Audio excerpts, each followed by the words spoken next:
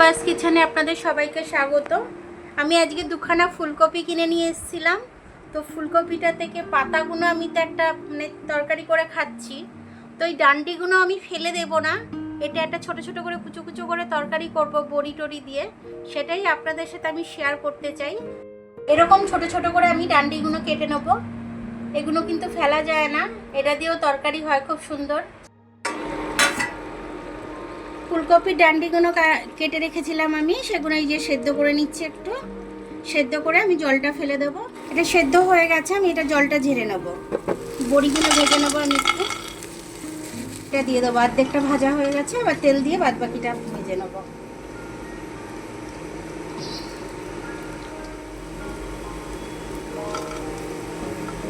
তুলে নিলাম, বড়িটা লাল লাল করে ভাজা হয়ে গেল আমার। একটু পাঁচফোড়ন ফোড়ন দিয়ে দিচ্ছি। এটার মধ্যে দেখুন মূলো কেটে রেখেছি আমি, সিম কেটে রেখেছি, আলু কেটে রেখেছি। এটা দিয়ে আমি এই সবজিটা করবো আর কি। এবার আমি সবজিটা ধুয়ে রেখেছি, সবজিটা আমি এবার পাঁচফোড়নের মধ্যে দিয়ে দেবো। সবজিটা কিছুটা ভাজা হয়ে যাবে, আমি তারপরে একটু কাঁচা লঙ্কা ছিঁড়ে দিয়ে দেবো। এতে বেশি কিছু মশলা লাগে না, কিন্তু খেতে দুর্দান্ত হয় একদম। কাঁচা লঙ্কাটা ছিঁড়ে রেখেছি, দিয়ে দিচ্ছি। এটা লাল লাল হয়ে গেছে। এবার আমি ওই যেগুলো ফুলকপির ডান্ডিগুলো সেদ্ধ করে রেখেছিলাম, ওটাও আমি দিয়ে সাথে ভেজে নেবো একটু।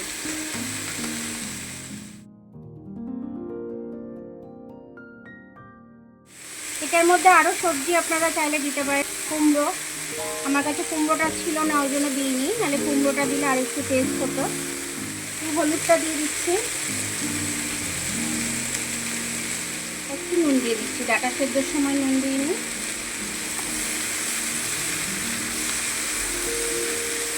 দিয়েছি, তারপরে একটু লঙ্কার গুঁড়ো দিয়ে দিচ্ছি এর মধ্যে। একটু ঝাল ঝাল হলে খেতে ভালো লাগবে। লঙ্কার গুঁড়োটা দিয়েছি বলে একটু জল দিয়ে দিচ্ছি, নাহলে লঙ্কার গুঁড়োটা পুড়ে যাবে। এটা দিয়ে দেবো।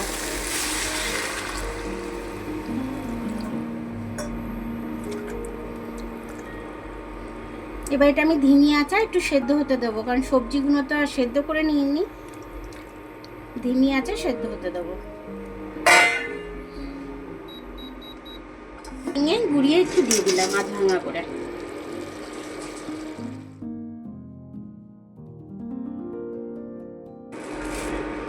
দু চামচের মতো চিনি দিয়ে দিচ্ছি আমি।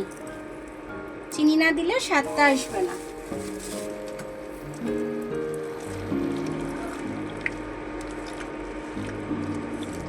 আরো জল শোকাবে, আমি একটু জল শোকাতে দেব।